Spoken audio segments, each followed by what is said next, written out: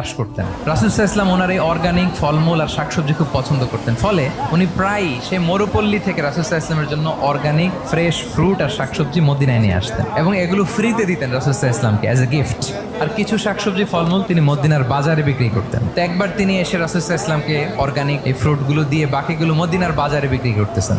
রাসূলুল্লাহ সাল্লাল্লাহু আলাইহি ওয়াসাল্লাম বাজার ভ্রমণে গেলেন, যে দেখে ওই তো জাহের। তো ওনাকে দেখেই রাসূল সাল্লাল্লাহু আলাইহি ওয়াসাল্লাম পিছন থেকে এরকম ঝাপটে ধরলেন। উনি তো দেখতে পারতেছেন না কে ধরলো। উনি বলে মান হাদা আরসিলনি, এই ছাড়ো ছাড়ো। যখন পিছনে ফিরে দেখে আল্লাহ রাসূল সাল্লাল্লাহু আলাইহি ওয়াসাল্লাম এখন আর ছাড়াছাড়ি করে না, এখন ওনার পিঠটা রাসূল সাল্লাল্লাহু আলাইহি ওয়াসাল্লামের বুক মোবারকের দিকে আরো লাগাই দিচ্ছে। এইভাবে ফান করে বলতেছেন, এই একটা দাস আছে আমার কাছে, এই লোকটারে কে কিনবে, আমি বেচবো। জাহের রাদিয়াল্লাহু তাআলা আনহু বলেন, ইয়া রাসূলুল্লাহ, আমি কালো মানুষ, আমি সস্তা মানুষ, আমারে বেচলে বেশি দাম পাবেন না আপনি। রাসূল সাল্লাল্লাহু আলাইহি ওয়াসাল্লাম বললেন, হে জাহের, তুমি আল্লাহর কাছে সস্তা নও, তুমি আল্লাহর কাছে বড্ড দামি।